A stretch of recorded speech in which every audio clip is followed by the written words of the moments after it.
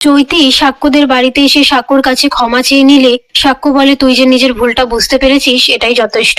এরপর চৈতি ঝিলের কাছে ক্ষমা চাইলে ঝিল বলে, আমি আপনাকে ক্ষমা করে দেওয়ার কে?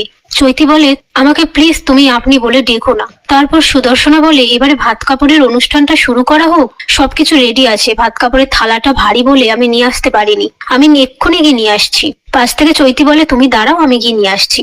এরপর চৈতি ভাত কাপড়ের থালা নিয়ে এসে বলে, এখানে তো একটা বড় মাছের মাথা দেওয়ার কথা ছিল, সেটা দেয়া হয়নি। তখনই শতরূপা বলে, তুমি কত কিছু জানো। চৈতি বলে, আমার বিয়ে না হলেও আমি বিয়ের রিচুয়াল গুলো তো দেখেছি। এই নিয়ে তারা কথা বলতে থাকে। এরপর চৈতি সাক্ষ্যকে বলে, তুই এবার ওর ভাত কাপড়ের দায়িত্বটা নিয়ে নে, ও তো তোরই দায়িত্ব, পরে যদি তুই দায়িত্ব নিতে অস্বীকার করিস। পাশ থেকে ঝিল বলে, আমাকে কারোর দায়িত্ব নিতে হবে না, আমি নিজেই নিজের দায়িত্ব নিতে পারবো।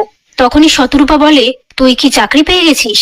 ঝিল বলে, কোনো না কোনো কাজ আমি পেয়েই যাব, তাছাড়া আমি তো গান করি, রোজ যদি গান করি ওখান থেকে আমার তাহলে কিছু ইনকাম হবে। ঠিক তখনই রায়পূর্ণা বলে, ওই মাচাই গান গাইবি, আমার বাড়িতে কিন্তু এইসব আমি বরখাস্ত করব না। ঝিল বলে, মাচাই কেন গান করব, তুমিও গান গাও আমিও গান গাই, তুমি এভাবে অপমান করো না।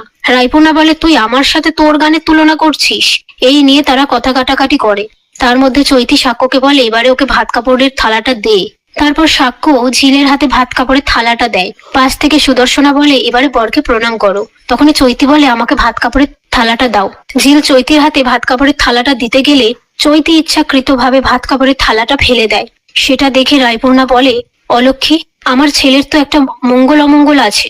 তখনই সাক্ষ্য ঝিলকে বলে, তুমি ভাত কাপড়ের থালাটা ছেড়ে দিলে কেন? সেই কথা বললে ঝিল বলে, আমি তো ভাবলাম আপনি থালাটা ধরেছেন। চৈতি বলে, আমি ধরার আগেই তো তুমি থালাটা ছেড়ে দিলে। আচ্ছা ঠিক আছে, আমি পরিষ্কার করে দিচ্ছি। পাশ থেকে সুবলা বলে, থাক, আমি তো আছি এ বাড়ির কাজের লোক। আর ঝিল, তুমি না এবার থেকে একটু যাই করবে সজাগ থাকবে।